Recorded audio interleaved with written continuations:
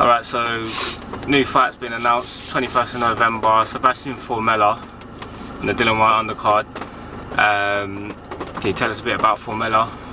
Formella's a world level opponent. He's ranked highly in the world, so his only loss comes to Shawn Porter, which he just last lost. So, you know, it's a massive step up for me, but again, it's a time where I thrive off the energy and, you know, proving his haters wrong.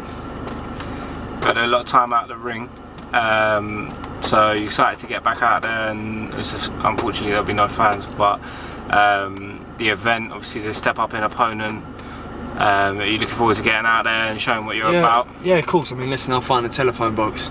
They don't really bother me, do you know what I mean? So once you get hit, you're in a fight, and I love to fight. So when I'm hearing his punches clear as day, because there's no crowds there, you know, trust me, I'll be thriving off that a lot more. But it's a time where I can show everything I've been working on again.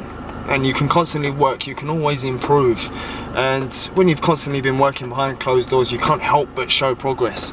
And that's exactly what I'm gonna do. When I broke my tendon in my hands, when I broke my jaw, I come back better. And that's because my work ethic is second to none. And that's because I work hard. And you know, one thing I can say is that my career, I'll always give it 100%. So wherever I end up, whatever I achieve, I know that I gave it 100%, and that's all you can do in anything you do in life, and that's how I feel. That's my views. It's the way I've been raised. It's the way I'm programmed. So a win over Sebastian Formella put you in a great position with every governing body. Is that one of the incentives of taking a fight? Of course it is. I mean, you can fight fighters domestically, but I'm the biggest draw domestically. So let these other British domestics build and build and build. That's why the Kelly fight hasn't happened. And then you got these other fighters calling me out. Let them build. I'll fight the biggest one to make for a big domestic. You know, we need to put Britain on the map. I want all these British welterweights to do well, to fly the flag. Do you know what I mean? You know, I want all the belts here. So as far as it goes with me fighting Sebastian Formella, it puts me, you know, highly ranked in every governing body. So, and that's the plan moving forward. Again, a massive step up, but ain't nothing I'm afraid of. I thrive off the challenge. A lot of people was expecting Chris Jenkins fight, obviously for one reason or another that's not happened. Do you want to say why?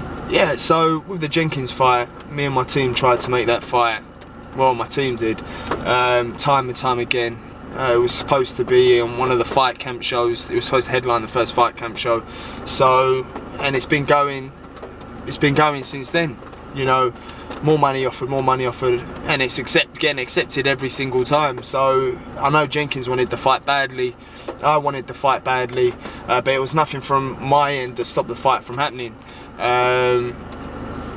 So listen, it's just one of them things. It don't bother me. My career moves forward. I ain't having any other promoter dictate when I fight, mucking my team about. I ain't having no one dictate my career. Nobody. You know, no fighter should be held back from not fighting, whether they're in contract or not. No fighter should be held back from fighting. So it don't really, it don't bother me. I said, you know, if you don't want to take the fight, well, don't want to take the fight, can't fight, well then I'll move on. But you know, I ain't having nobody dictate my career. I'm young, and this is crucial years for me to make sure I get out there, make sure I stay active, and you know, stay learning, stay fighting. I ain't fought for almost a year now, and don't get me wrong, that year's done me a massive favour, because when I come in the sport at 19, so I went from 19 till what, 24, 25, which I am now. You're growing, you're maturing so much. The change is drastic. Your physical strength is changing, you know, daily, let alone yearly. So it's just one of them things. You know, I fight the right man who's put in the corner at the right time, and that's it. If you get past Formella, what do you mean if?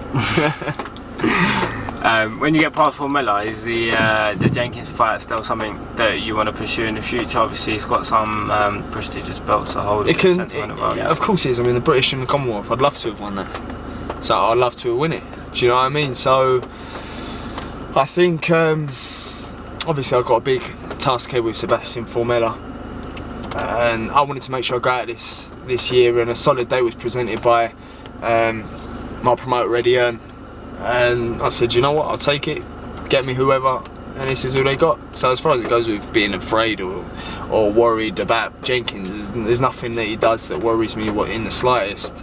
So it's just one of them things. It's not my loss.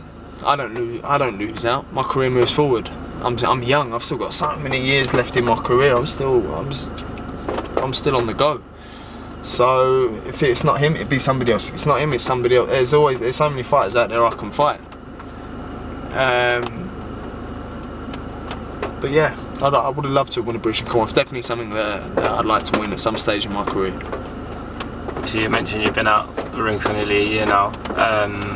Obviously that's a long time, but you've still been working pretty much as if you've been in camp that whole time. So what sort of improvements, what could the fans expect to see that maybe they haven't seen? Just all round. It's not one thing. There's so many things that I could work on. So many things. The jab, the slipping, making sure I slip and counter, my ring craft. The list just goes on and on and on of things I can improve on. And if I can improve, why not?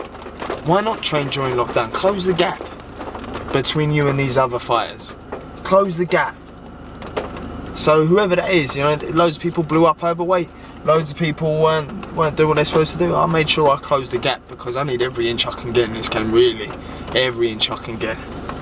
And I'm getting every inch I can get. So yeah, just want to give you guys a big shout out to all my supporters. I want to thank you guys. The career's been unreal so far. I've almost had 2 years out through injuries and obviously this whole COVID situation never helped anybody. But I hope you guys stay safe. I'm excited to put on a show for you lot before Christmas is up and the new year starts. Hopefully 2021's a better year for every single one of us. It's been challenging for everyone, but you just got to make sure that you stay in the right frame of mind, stay positive. And November 21st, make sure you tune in.